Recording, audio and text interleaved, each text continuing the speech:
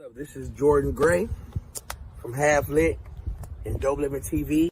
Hey, this your boy Don Ritchie representing the Midwest 219 Stand Up. Hey, what's up, y'all? It's Lamar Tate. This is your girl, Monifa. Hey, what up? It's your man Dave Hollister from Blackstreet. You know what this is right here. This Trigger Tretch in the building. Hey, what's up, y'all? This is your boy Jason Weaver. And whenever I'm back home in the Chi, I'm checking out Dope Living TV. Hey, it's your girl, Adina Howard, and you're watching Dope Living TV, live with Greg Gray and the crew.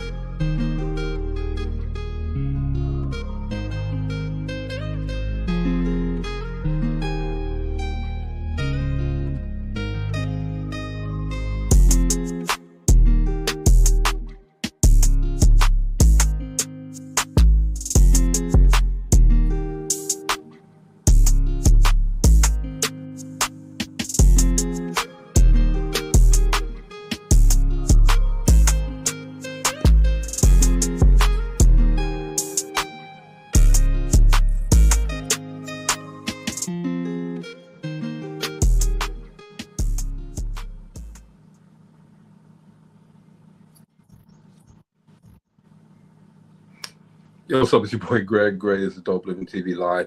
I don't know what's going on, Mo. I have no idea why this is acting like it's acting, okay? It's cold up there. It's cold up there. It's cold up there. That's why. I get it, man. Dang. They gotta cold. do this all the time. They gotta do it all the time. I can't even do what I want to do. All of my stuff is messing up. But anyway, you can hear me, right? Yeah. All right. Look, this is Dope Living TV Live. We want to welcome you to the show. The views that are expressed on this Dope Living TV Live are not necessarily the views of Dope Living TV or its affiliates, okay? What's going on, Steve? We chilling, man. We chilling. First of all, I want to say shout out to all of the people who attended the Distinguished Authors Guild over the weekend. It was amazing. Mo, I'm sorry you missed it, bro, because you did a good job. Man, the last minute. Both of us. Not one of us, but both of us. You killed that, bro. You killed it. It was exceptional, man. One of the most exceptional things I've been a part of, man. I give Gina Gatson her flowers for everything she do. And Greg, you too. I mean, it was, I thank y'all for allowing me to be a part of it. In whatever fashion I could help. So, but it was really something to behold, man. And the talent there, Mo, the Karen Day came out there saying, you know, Mr. Joe came out there saying that it was just a good evening. Good man, evening. It was awesome. You always do it, Luca. There was one thing, Mo, that I was talking to Rachel, right? There was one thing she said that really, really stood out for her. When she got up there, now she won. Okay, congratulations, Rachel Gary. She won for her books.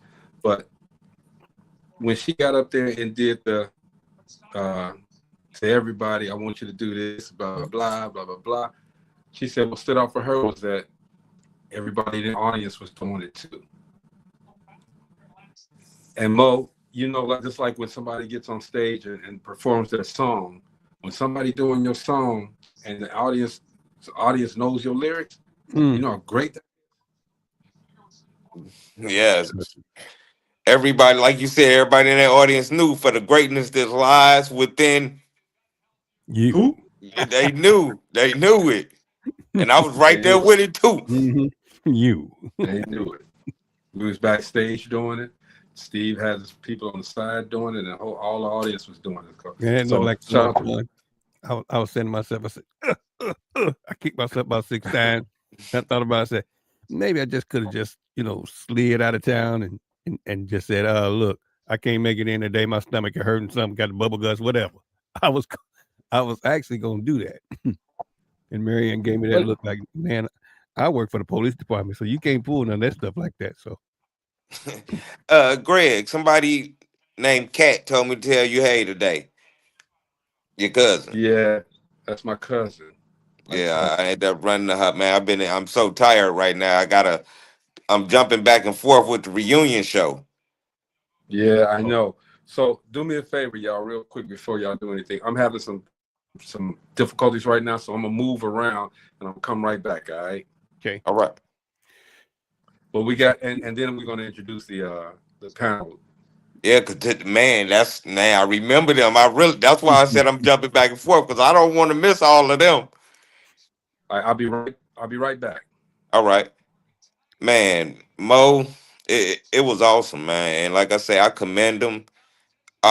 They motivated me to, to really go on and try to write that, and not try, but do it. Yeah, yeah. That journey of my epilepsy, because man, to be part of it and to take my son, because I wanted it to motivate him for something else. Hey, come on, read these books. Put that phone down. Not just that, he gets an example of excellence. You know what I'm Right. saying? Yes, That's definitely. the biggest thing. I mean, I can remember growing up, we grew up in the church, so I can remember we had those examples of excellence, them announcing the accomplishments of folk, that went before us and folks is coming up. And that was an announcement of excellence. That was an example, a really good example. Yeah. That's what the Authors Guild is. I mean, it encourages and gives us good examples for not just us but our kids. Yeah, definitely. And that's why I wanted him to go with me, because I wanted him to see that, like you say, that black excellence. Mm-hmm. And it's not sports. No. It's not that. Look at this. This is excellence of when you say, Daddy, I like to read a book. These the books I want you to read. Right. And somebody that you knew, that you've seen, and who wrote this book. Right. And not just something that somebody else recommended, some garbage or something. This is a real person that has awarded or been nominated, for their material. And you stood and had a chance to meet these people.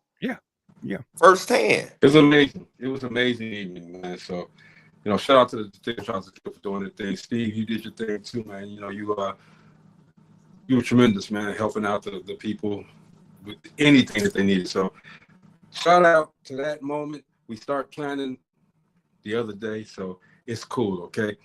We're going to get it done. That's how we do it. I want to say, can I say one thing, though? Them women, Gina, them women was in there beautiful. Hey, Mo, I thought I was at a prom. Everybody. Man, I thought I was at a grown folks prom in there. They was in there beautiful. That's what it was. Yeah, they were. Like I said, excellence. I could, man. Hey, G, can I crack a joke on you? Uh-oh. Huh? Can I crack a joke on you? She's sick. She's not feeling good, man. Huh? Do what you do, Can I shoot you up real quick? No, man. Come on. Throw them church shoes away. Them ain't even dress shoes, them church shoes. Throw them church shoes away. And I'm going to say that because you got a wall of gym shoes. Throw them church shoes away. What shoe? Wait. It's over. It's over. I'm going to wear my gym shoes till I die. Throw them church shoes away. Them church shoes. Them no, I'm sorry. Them the hall shoes. Throw them hall shoes away. Man, I keep my hard bottom. I'm good. With that, man, let's get this show started. I keep my hard bottom. Last week we had a bunch of inspiring people on, man, talking about Melanin and Marriage, okay? And I'm telling you, so we decided we'd do it again this week, all right? And we got some great people on that are going to talk to us about that, okay? Starting off with Dr. S. Marie Moore. All right. Good evening. How you guys doing tonight? All right. How you doing? What up, Doc? Excellent. I'm excellent. Cool. We got Aunt Banks over here, man.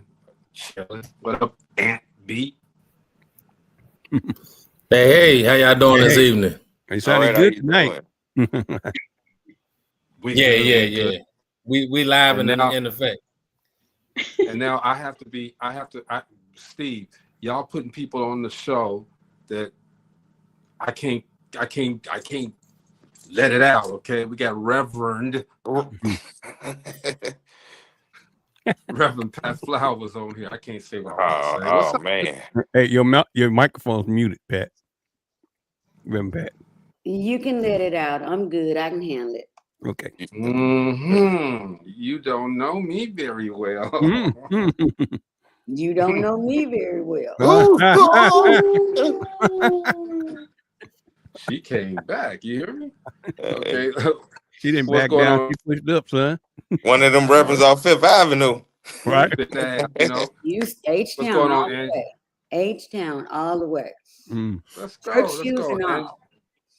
Angela Love says, good evening. Regina Hutt, she's in the house. Okay, what's going on, Regina? Hey, Bobby Hello, Structure, she's in the house.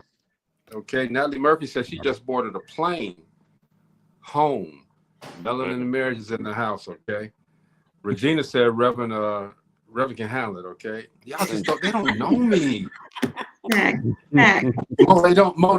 Steve, they don't know me. No, they done gave you a clear pass, and they don't. And Gina not on here too either to stop you. I'm just saying when I hear I'm going back on. I gave him a pass last week. And you can have all mine because the Reverend, my mom was a pastor, so I don't want none of that smoke. I ain't gonna stay away from it. Bring it. Okay, I was a single mom. I can handle it. I'm gonna be nice though. I want to ask you guys some questions this time, and I want you guys to answer these questions to the best of your ability. Give everybody some knowledge on relationships. All right. First one I want to ask is, after a relationship, or even before you get a relationship, you got this best friend. Okay, this is for all of you guys. Can men and women really be best friends with no romantic tension? Ooh. Of course. Yeah. Yes. I've done it. I've done it. I've done it. It's a matter, as long as you are. If your feelings get caught up and my feelings ain't where your feelings are, you need to bring that to the table so that we can deal with it and communicate about it. Now, you can handle it. If you can handle it, that's up to you. But as long as we are both honest and upfront about what we want, that we are friends. Yeah, of course. Men and women. I advise my daughters not to even have a majority of female friends because they were too messy. I wanted them to have male friends because a male friend can tell you whether or not somebody being slick or somebody being real. So I always advise them, you need more male friends than you do females because females will start looking at your man and all of this other. We don't need all of that. Yeah, we used to think that female grapevine was a mug. The male grapevine is something else too. I know. I had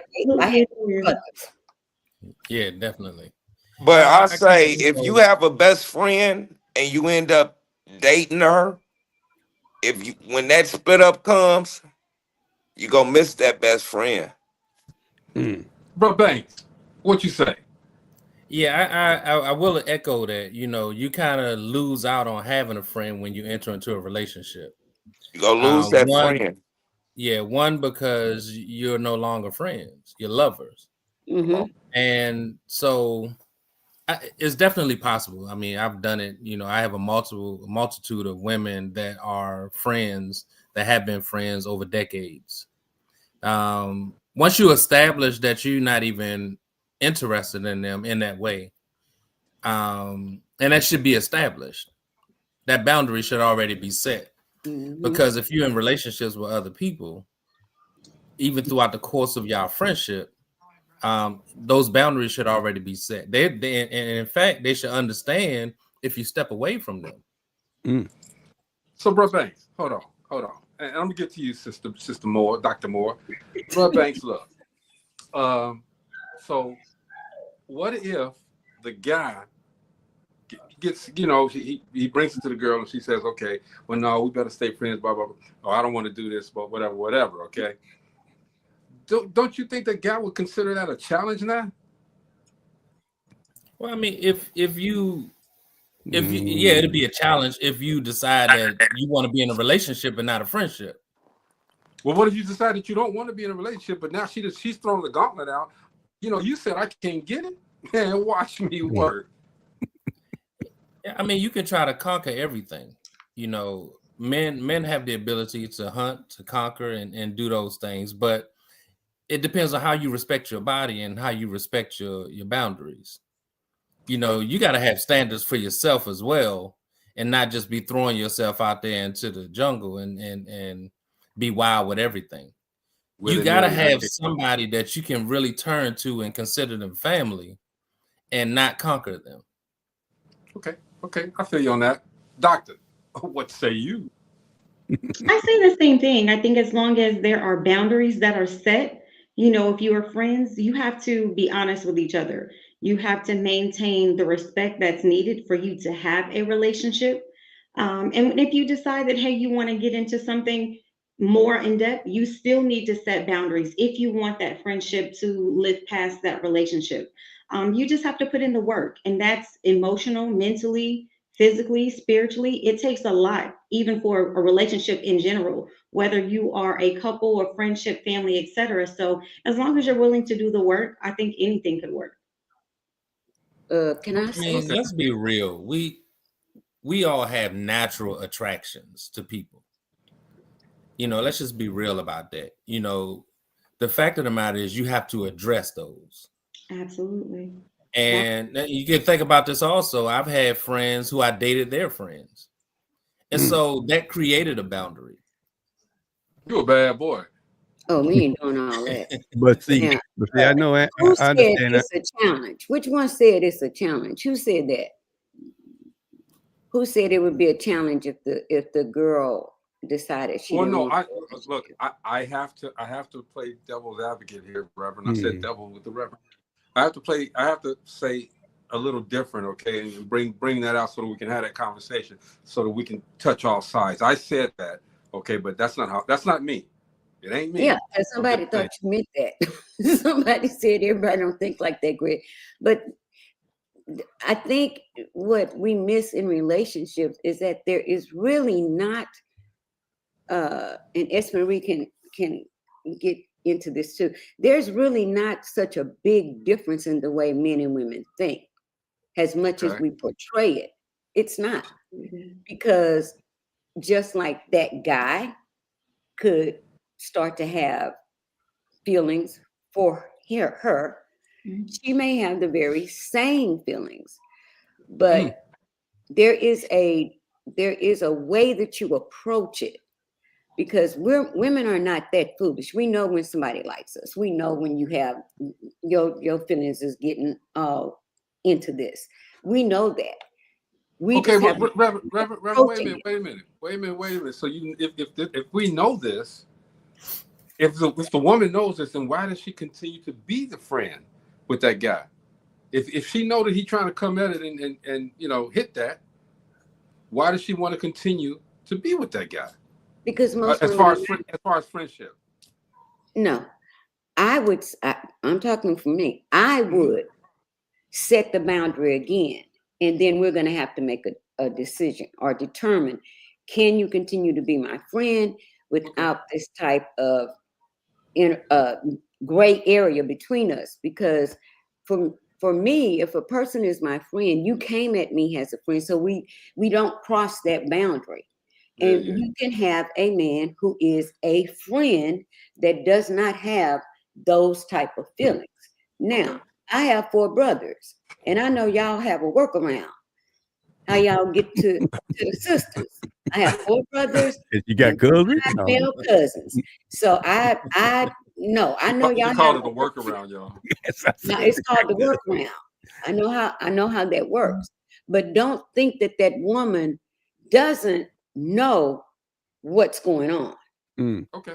Not that's we like to think that women are clueless when it comes to relationships. No, we're not clueless. I wasn't saying that. I was just putting the example out there and putting No, I like the example. I like that example. I can give you this. Go ahead, brother. This could be a sticky subject too. So I can give you from my own personal experiences. Because I just like to be real about when I'm talking about subjects. Absolutely. Let's go. So I lost friends because the type of guy that I am, I can be around you all day. We can laugh, joke, have fun. I'll celebrate your birthdays. We'll talk on the phone till it's wee hours of the night. But I don't have that interest in you as a girlfriend. Come on. My interest is as a family member. That's how I see you. But I've lost friends like that because when I got married, they started to expose how they really felt. It wasn't a little bit too late, wasn't it? Yeah, I mean, well, yeah, it was too late because I didn't choose them. Yeah, but that's on them. That ain't on you. It is on them, but that's why I think it's good. Now, mind you, I was young and I got married young. I was 18 when I got married. And so this can apply to some younger folks that's coming up, you know, that's listening, that can say, you know, I just want to be a friend. I just want to be, you know, your homie. But with that, you're giving them some type of attention that they had not ordinarily had in their life. Now, translate that into an older or more mature adult who has experienced relationships in life. That's when you really got to start having those boundary conversations when you entering into those friendships. I just don't want to, you know, put a capital, a dot, and a cross on what you just said, because a lot of folks don't understand we are grown folk. If you act like you're grown, then you don't have to run into these crazy situations. In other words, say what you're going to say, do what you're going to do, and you won't have to worry about playing these games. And that's what happens in most of these relationships. It might have started out really, you know, a good friend. You know, we go out to dinner, we have a few laughs, a few drinks, and one thing might have led to another. You might have ended up in the bed together, but somebody got it crossed somewhere along the way. Somebody didn't say, hold up. Or somebody didn't press the break. You know what I mean? Remember, you're right, but foolishness is tied up in the heart of a boy, okay? All right. Yeah, and again, I like don't know what a grown man. A grown man I don't know and a what the grown cutoff woman. age for boys are. You know what I mean? I don't know what the cutoff, and I can't speak for women.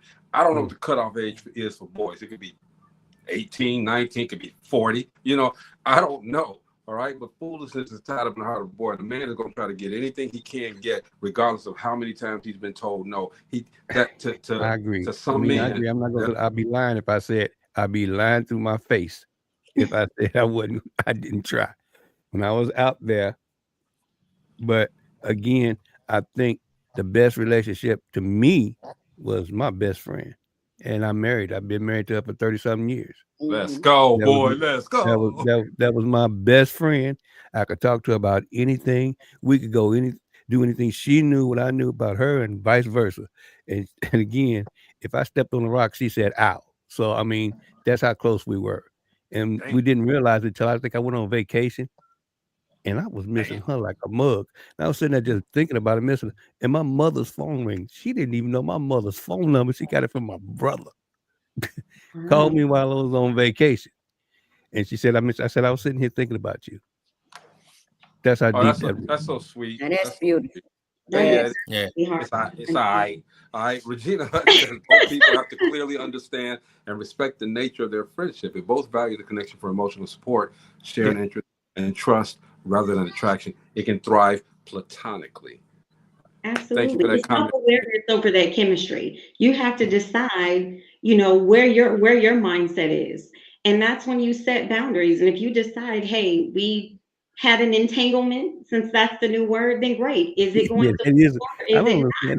You know, it is what it is. When you become an adult, you have to be aware of your decisions. You have to set boundaries on your life. You truly have to be emotionally intelligent. And that's where the lines were when people, and whether it's a male or a female, and as Reverend Pat said, women are just like men too. There are some thugs out here, like they're fine with having a cut buddy, or they're fine with, you know, going from one to the next. It's just viewed differently when it's a woman. But women can have platonic relationships until they can't. And that's when, you know, there's a conversation that needs to be had where you have to have that emotional clarity. But it takes two people to get into something. And, you know, one person has to be smart enough to say, hey, this is not where we're going, or hey, this is where I want to go. Are you with me? And when you set those boundaries or clear that expectation, then you can move forward with your friendship or your relationship. And nothing better than knowing where you're going. Absolutely. This is where, Exactly. this is where let me interject here real quick. This is where because on the show, we always have the relationship roundtable on Mondays. And I'm not in a relationship. Okay, so I'm out here trying to give advice, and people be like, Greg, you're right. And I'm like, no, I'm not. Okay, I'm really not. This is where we drop this little piece of knowledge. Don't listen to me. Okay, but it's great that we have people on here that actively are trying to help people to sustain their relationships. And I appreciate you guys for honestly doing this for us. Let me ask another question. Let's get off of that one. All right. And some of these questions are questions that we've asked on the Relationship Roundtable, but we gave answers. Now, these guys give great answers. I don't. I'm not going to lie. Sometimes I do when I'm in my feelings.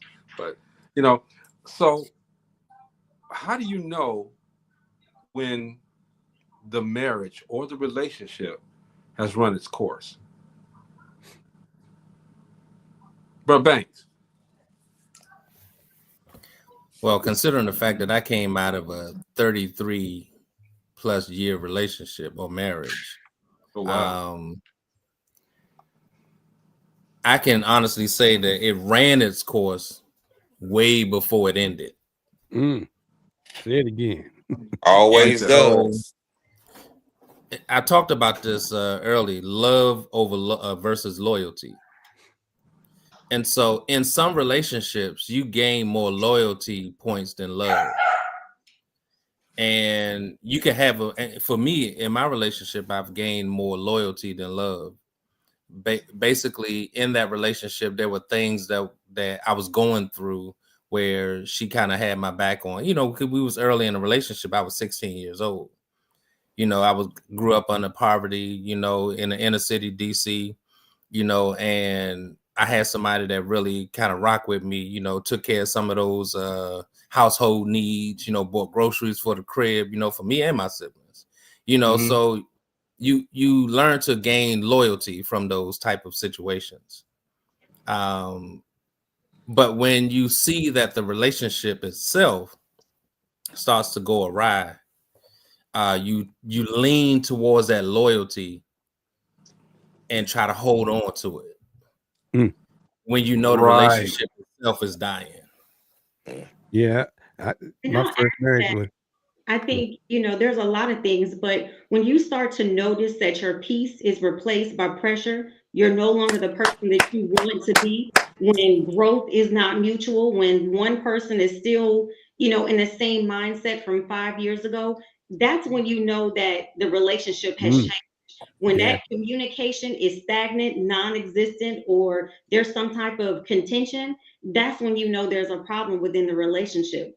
But I will say that it's not always mean it's time to let it go. That's when you have conversations. That's when you start praying. That's when you start trying to figure out cohesively, do you want this? Do you want it to remain where it is? Or do you want to continue to put in the work? Because everything takes work. So that's my 2 cents. I think my 22 cents is 10 years. My first marriage lasted 10 years. And of course, I'm one of those people that like to just go get it, let's go get it. You're on board for the first 2 months, for the first 2 years, rather. I said 2 months. First 2 years, and then after the battery starts running down, I said, I'm trying to take you with me. What do you want to do? And I didn't run off and leave. Actually, she did, but anyway, because she was just scared. And I knew exactly what it was. She was just scared. You heard that, Reverend Pat. You said she did. She did. I did too. She did. I mean, she was just scared. I mean, you got to remember the headspace we was in and where we were at the time. It's 2 totally different spots. Absolutely. When I got my head above the water, and I say, hey, something's bigger than where I came from, and I had opportunities. We got some sense. Got some schools from sense. Once that happens and you start seeing opportunities and you start doing stuff, actually it seemed like she was more jealous because of that. You start getting awards and you start doing things that you've been wanting to do all the rest of your life, and you shared this information before y'all got married. And it wasn't you just sharing something that you thought, I'm gonna do this, I'm gonna do that. People just run off at the mouth. No, I was very serious, and she didn't find out till 10 years later. Well, let me hop in. Because this is me. I'm very upfront and very honest. So I feel like once we've had that discussion and what I expect, And I know what you expect. Mm-hmm. And I see that you can't do what we've already discussed that we expect from one another. There are many, many, many things in our culture that keep couples together that should never have even been there, right? Right. Here, the church ladies saying, well, you know, God don't like divorce. You just gonna have to pray. I did pray. It's time for you to go. It's not working. That's it. It's not working. This is not me. And I would rather be that honest. There's two ways that a woman can enter into a relationship that she sees is going to move into something deep, a partner, a marriage. First, if ever you find that one that's better than me, you don't have to tip, just tell me. And you can go. Period, point blank, that's it. I know my worth, I know my value, I know I'm a good woman. So if you do that, just realize what you missed out on. I'm not going to be jealous. 2, why remain in a relationship You ain't got no peace. where you have no peace? Don't want, when you start taking the block 10 times before you pull up in the driveway, you know you We'll pull up in the driveway and just sit there. and you turn the corner and that car is there, and you say, hey girls, we're going to make some groceries. It's over. It's dead. I done parked in the Nothing else backyard to say right about up against the house before, man. It's like, yeah, I'm not pulling up and sitting in the car because I don't even want you to catch me in the window and want to come out and meet me. I'll find somewhere else to go. Oh, I've definitely been driveway chronicle. You know, that's definitely been on my, but you know, and I can give this one piece of advice to fellas out there that's in these relationships. Preach, bro. Protect your peace and stop lying to yourself. Lord have mercy. Oh, come on, man. Say that again. Please say that again. Protect your peace and stop lying to yourself. You know, for often we try to satisfy the woman by avoiding arguments, by protecting her feelings for getting mad at us because they take 2-3 day hiatus, you know, away from us. And we want to avoid that type of situational relationship inside our households. But what we're actually doing is we're feeding into their manipulation. Come on. Oh, who's throwing money over there? That attitude and that separation allows them the opportunity to get their way. And so what we're doing is now we're starting, when we start lying to ourselves, that's when we start getting anxiety. Yeah. And we start getting those health issues that are silent killers. And so I just say to you, that was the one thing that I've learned in that relationship is that my peace had passed all understanding. And I said, you know what, I can actually see myself lying that I wasn't even feeling the way. I'm apologizing for things I didn't even do. Exactly. Just so I can keep peace in the household. Oh no. That's not peace. That's definitely not peace. That means that you were being someone that you were not. And but that's exactly why I'm telling these brothers now. But you're telling the brothers to keep their peace. We have to keep our peace too. Because if you, well, I mean, you can speak on that, right? He can only speak. He can only speak from the man's perspective. Yeah, you talking to. So I can only speak from my perspective. No, I'm giving you a woman's perspective. If you need 3 days away from me, just pack your bags and go on and move out. Whoa. Why can't you pack your bags and go? No. He said that when they have a difference, she leaves for 3 days and she's manipulating you and she's doing it. No, I didn't say that's not what he said. That's what he said. I said the woman uses that time away when she's mad. She avoids. She don't give of herself because she say I'm not emotionally into it. So we lie so that we keep her from being mad and keep her from being away from us for days. And what I'm saying is that's what I'm saying. Stop lying to yourself. If your wife packed her bags, you're saying your wife left for a couple of days to get herself together. Is that what you're saying? Well, you can leave mentally. You don't have to physically leave the house, but you can leave mentally. No. Get the hell out. She got to go. He talking about if you leave, you stay gone. Don't think you go leave and come back in here.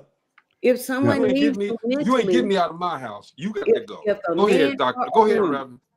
feels the need that in their relationship, I need to exit either mentally, physically, emotionally, then I'm not manipulating you. You're allowing me to use you, because people can only do what we allow them to do to us. Right. You have to have your boundaries. No. First time that person pulls that on you, then you draw a line and you say, look, this is not what we're going to do. You can't walk around in my house 3 days and not talk to me. You are betraying your can't feelings. hold You are back. betraying your feelings. You mad with me, so you can't. We not having sex because you want to prove to me. No, Oh my God, when Reverend. you give that power to Reverend. anybody, whether it's a man or a woman, you are allowing someone the permission to do what they want to do with you. That's not manipulation. I allowed you to do that to me. Yeah. Now, when I snap out of it, and I see that's a tool that you're using, then we're going to sit down and have a conversation, because it's time for us to end this peaceably. I want my peace. You want your peace. I think we give too much credit to the other people and not take the responsibility of where we don't draw the line. Well, you're kind of speaking my point, though. You're speaking my point in that sometimes you don't know you're doing it until you can see it, because sometimes love blinds you enough, or the circumstances blind you enough to where you just want peace and you're not thinking about the logical or analytics of it. You're thinking emotionally, you're feeling emotionally, so once you start to see it, once you step away from it and say, you know what, this mug is really. Once you open your eyes. Yes. Because see, I hate to say it, but I'm clearly transparent. I just went through this situation. I had something where I went somewhere in November with my family. My sisters asked me, how was your relationship? My relationship was over then. But the person wasn't out my house almost March. Why? 5-year relationship, like you say, love, loyalty, blinded. But when I woke up and said, what am I doing? Communications was gone for the fact people always say communicate. Communications goes both ways, because one person talking and another person just listening and not speaking back is not communications. Thank you. Okay, but as we get older, I want to add to this. So here's the thing: when people leave, right? It's okay to step away for a little bit, because you need to clear your head. You need to reset your mind. That's okay. But when you're in a relationship, when you separate, that should lead to time coming back together, but with clarity, with boundaries set, with communication, with expectations that you're going to work on these things, that you're going to have time to self-reflect. You're going to have time to, figure out what's going on. So it's okay to step away. Everybody needs that peace, but it's what you do when you step away and what you do when you return. Because if you come back with that same mindset, there is no value in that. But I understood exactly what you said, Banks, because sometimes we get so caught up in our lifestyle and what we're doing, we become complacent. And that's why I said earlier, what makes relationships fail is because we become complacent and we lose ourselves. We're no longer ourselves. We are literally in the mindset of people pleasing rather than pleasing ourselves and making sure that we're straight. Because if you're not straight, then guess what? You can't make sure anyone else is straight. So I think that that's a faulty mindset that people have. And I think is, because you think it's loyalty or it's just what you're supposed to do. Absolutely not. You can't love anyone else if you don't love yourself. You can't make sure no one else is good if you're not good yourself. How can you pour into someone else when you're not whole? So when you take time apart, that's what that reflection should be about. And I don't think it's wrong for people pleasing to a certain extent. Reverend Pat, let me interject for a minute. I want to get some of these comments from the audience members in here. Byron says, I've said it before, many times one person is in love and the other person is in business.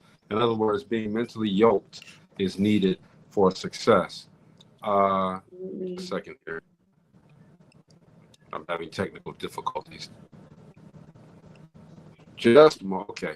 Regina says, you know, a relationship has run its course when the connection doesn't hit the same anymore.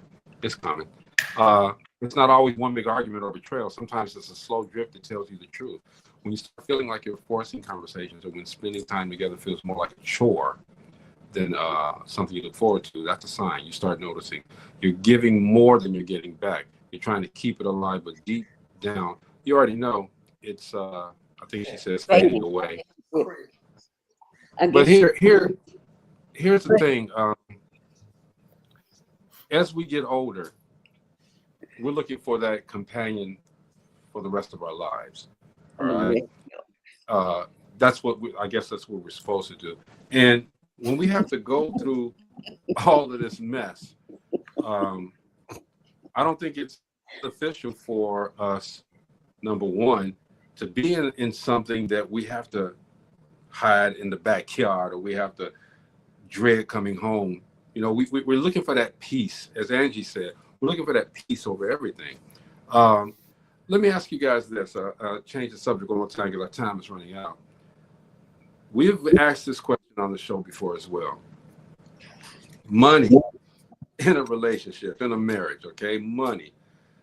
Is it okay for one or the other to hide money, have that little mad money or save money, and the other person doesn't know about it? Do you think it's okay? And then say the other person finds it and like, you know, what the hell is this? Where did this come from? Okay. Is it okay to do that? So I'm going to say this. Let me speak up. Absolutely not. Here's the thing. Going to covenant, and this is what I talked about last week. When you're in a covenant, you are as one. There should be no hiding. Now, you have yours and they have theirs. Let it be an understanding, but there's no reason to hide. If that's your partner in crime, that's the love of your life, that's your best friend, why should you hide? Because guess what? I might have some money on the side too, and you never know if your money runs low, you might need mine. But if you're hiding yours, are you going to be proud that I'm hiding mine and I have the means to help you out of your situation? Because guess what? I'm your other half. We are as one. So I don't think hiding is appropriate at all. I don't either, because my husband took Brother Anthony, get ready. Everything together and set up a separate account for myself, for me, because we're one, period. That's God's math. One whole person plus another whole person equals one whole person.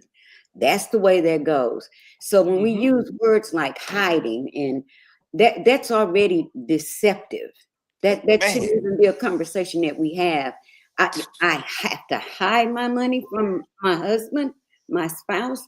Absolutely not. Now, on the flip side of that, you will have a lot of, I don't know how to say this, we do a double standard, because we'll tell a woman, go and find you a good man.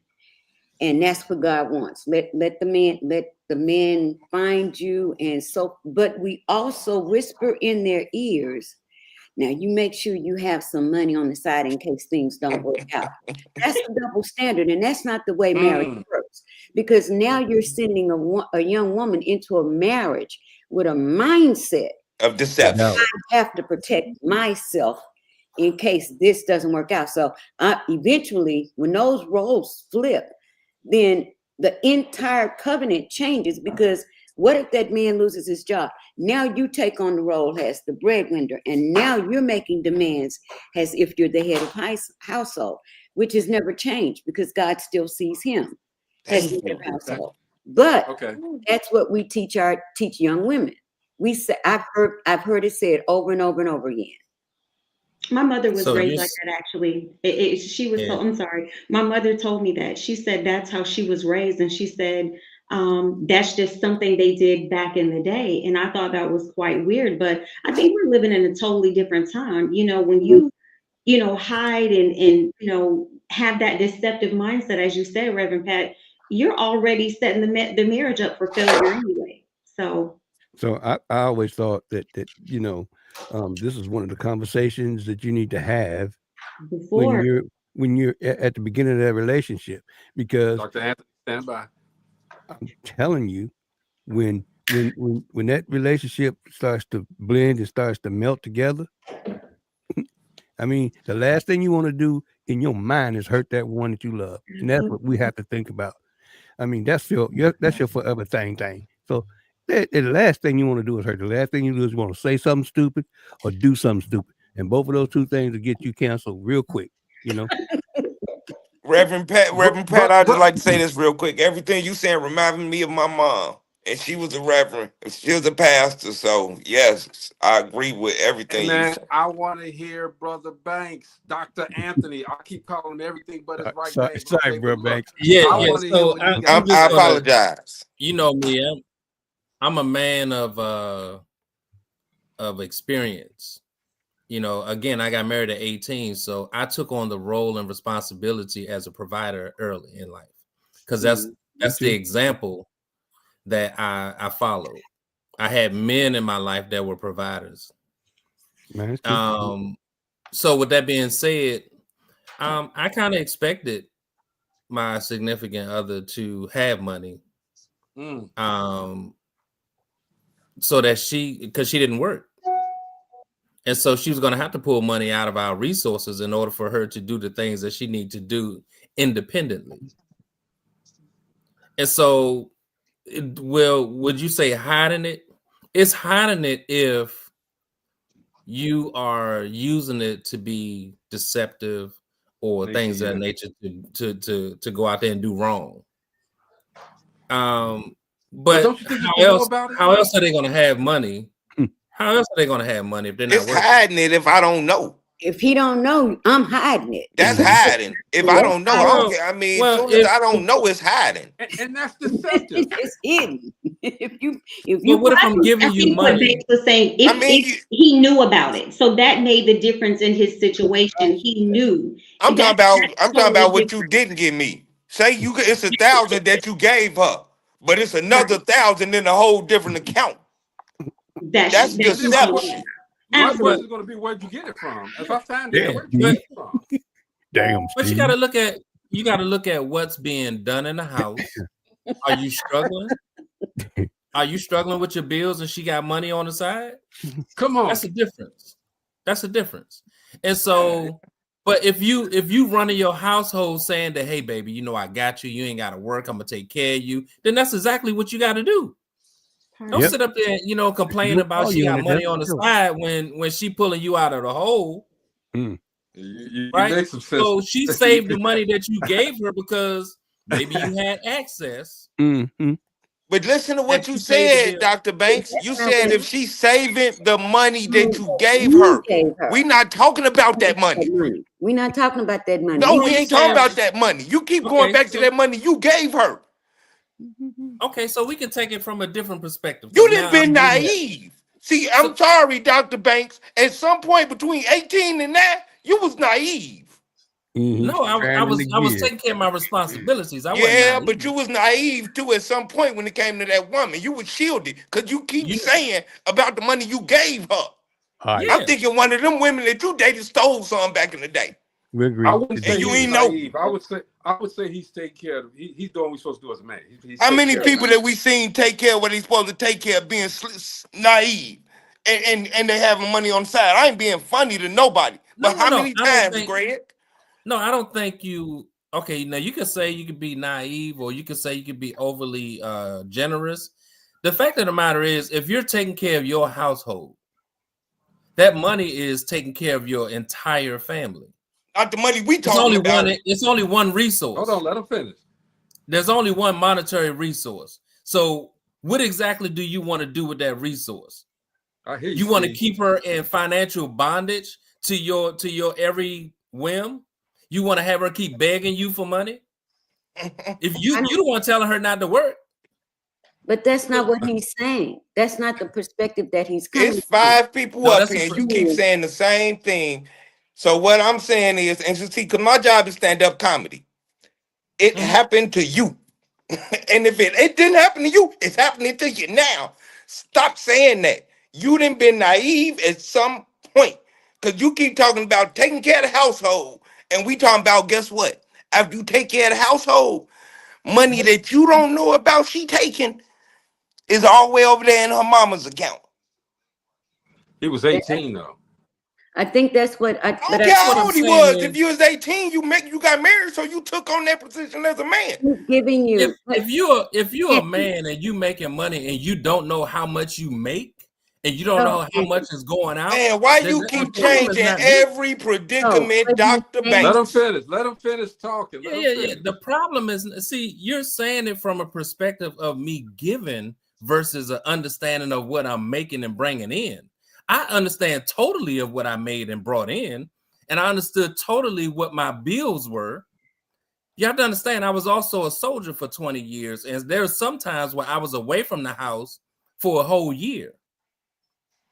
And so there's a responsibility that is needed for her to have taken on some of those responsibilities while I was gone.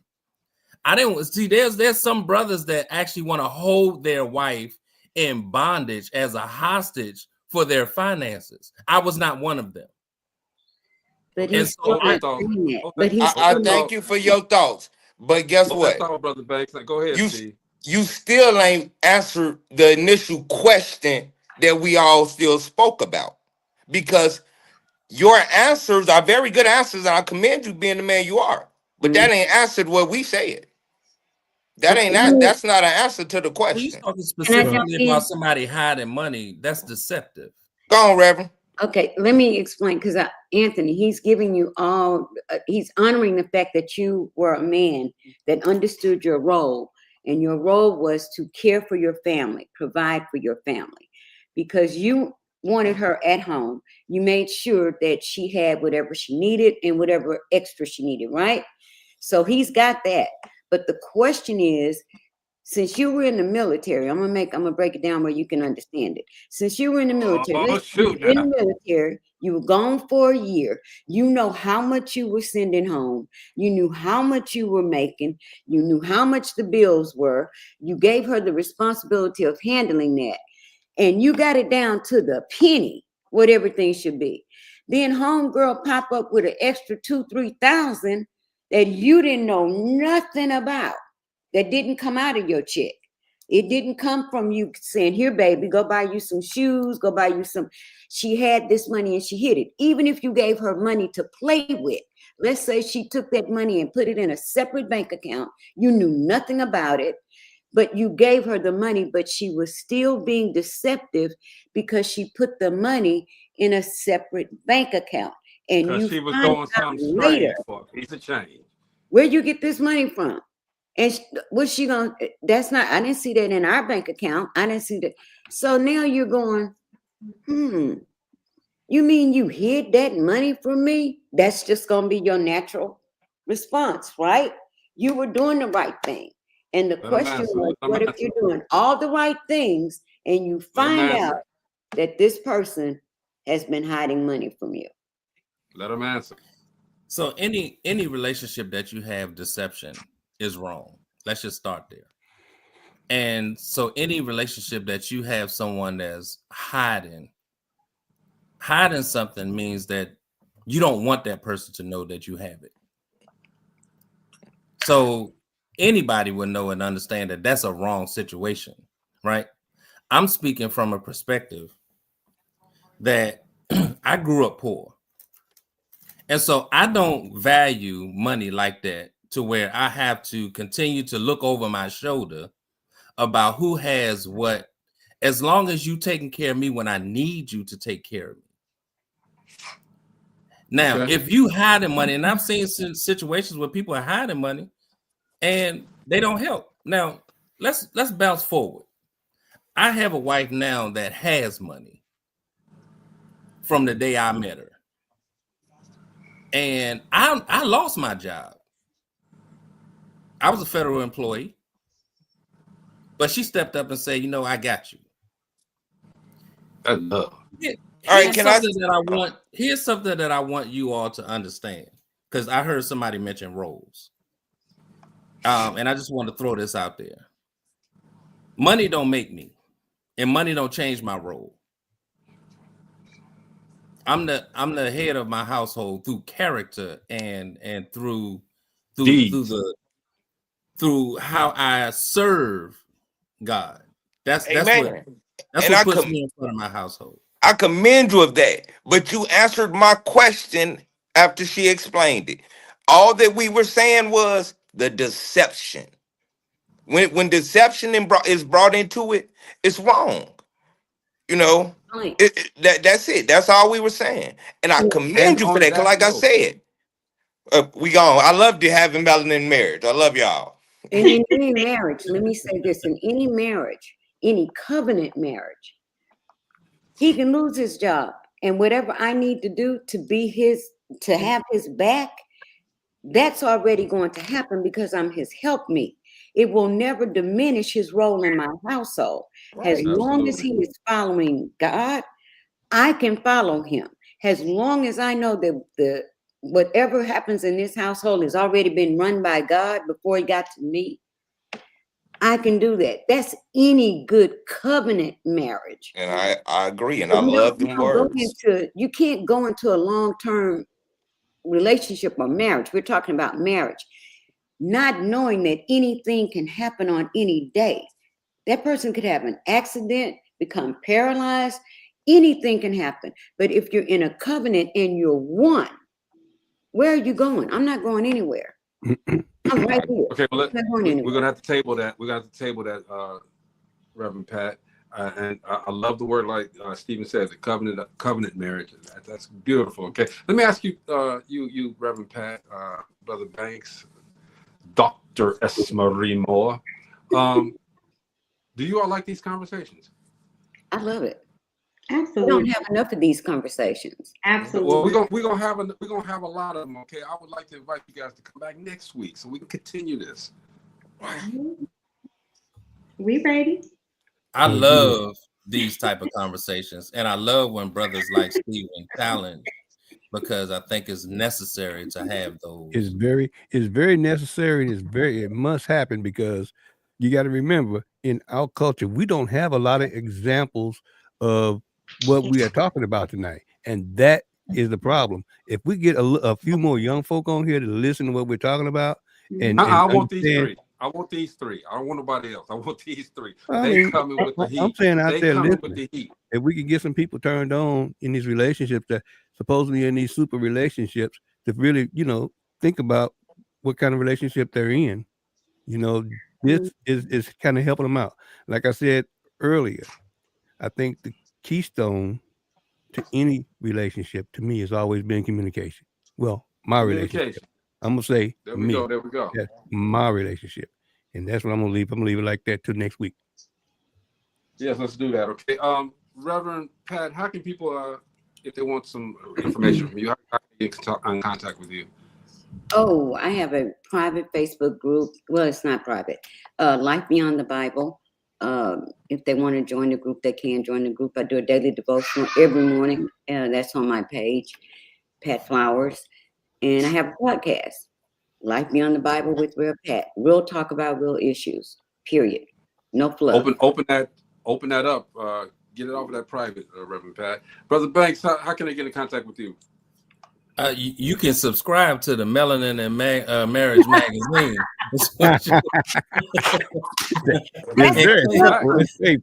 Click on that link that's inside that magazine, and you can holler at me. But for real, I'm not really a social media guy, but I am on. I do have an Instagram. It's called Dentac Soldier. That's DENTAC Soldier. I was a dental soldier when I was in the military, so that's what it is. Dentac Soldier on Instagram, and just my name, Anthony Banks, on Facebook. Bro, you come with the heat, man. You are coming back next week, right? Yes, I'll be back. My man. Dr. Marie, how can I get in contact with you? I'm sorry, y'all. I have to keep myself on mute. Y'all are funny. You can find me at I am Esmery Moore on all platforms. And thank you again for having us and inviting us back. It's a blessing. It really is. Absolutely. You guys are amazing. Okay, Steve, we got to get out of here. What you got, bro? Man, I love the conversation. I love speaking with Dr. Pat. Everybody, Reverend Pat, Dr. Anthony, I love it because the conversation is very uplifting. I wish people should not get married if it's not under God's laws. And they're so ready for divorce in 2 years, 4 years. It's safe. till death do us part. So respect what the word and what God put together. Mo, man, we got to have a conversation about just what Steve was just talking about, what we were talking about earlier. The physical part of this, our relationships, is important too, because one of these days, guess what's going to happen? We're going to get old, and trust me, you got to be able to deal with that person that you married, for the rest of your natural born life, sick or in health. So we got to have that conversation too.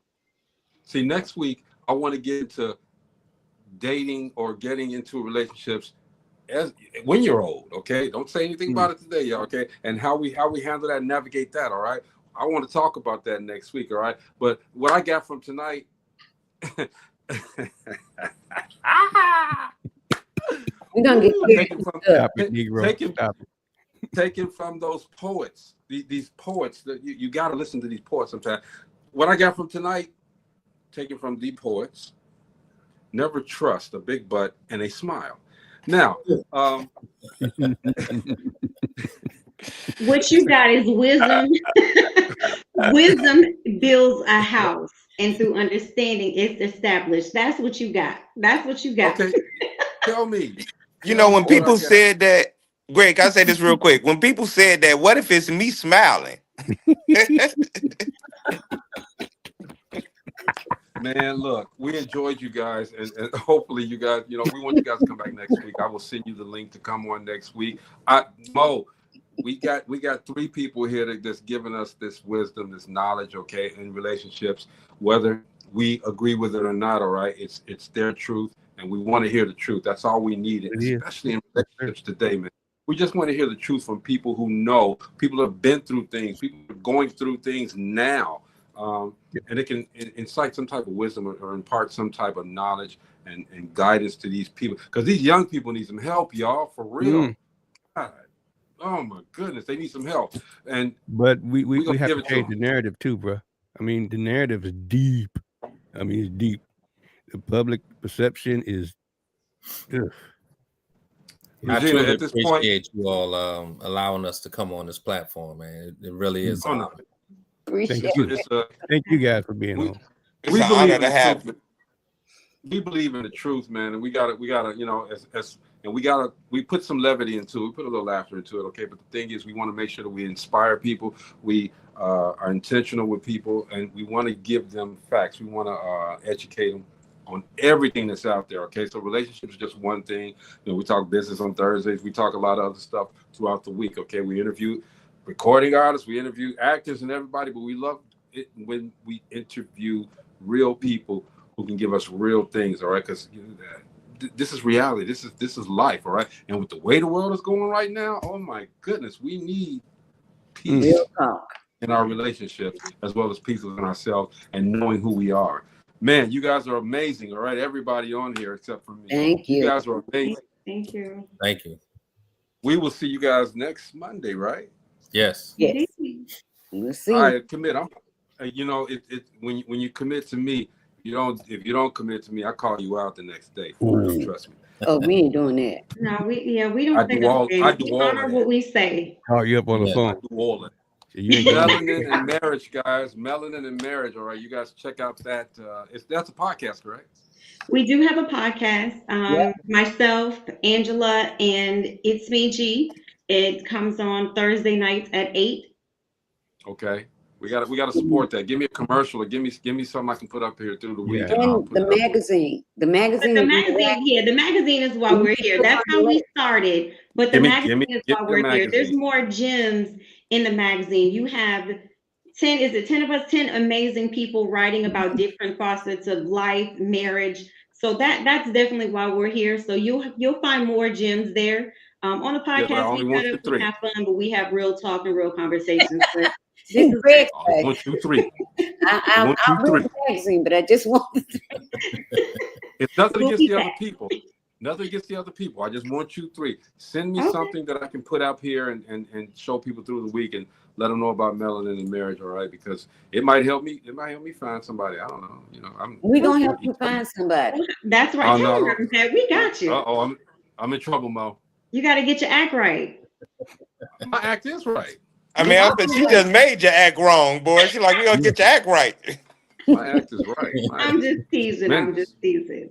Lord have mercy. I play Greg Gray on TV. Y'all didn't get that. Anyway, okay. No, I'm staying away from that. Okay. It's Dope Living TV Live, man. We'll see you guys tomorrow, all right? Peace. Peace.